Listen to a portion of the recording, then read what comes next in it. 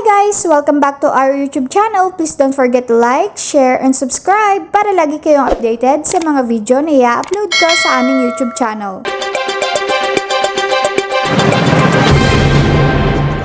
Okay.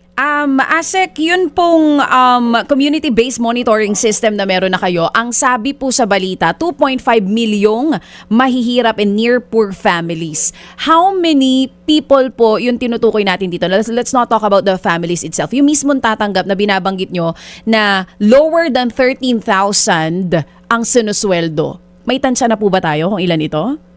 Yan, 2.5 yan, DJ Chacha. Okay. Kasi, households, while households yung unit of measure natin, pero one member or one representative from of the each family household will receive. Okay. So, hindi ibig sabihin, halimbawa, kung ako, 13,000 ang sweldo ko at yung asawa ko, lower than 13K ang sweldo, isa lang sa amin ang pupwedeng tumanggap ng 2,000 pesos per month. Hindi na pupwede yung mister. One member per household. Ganun lang po yun. Tama po, DJ Okay po. Chacha. Thanks for watching. Please don't forget to like, share, and subscribe.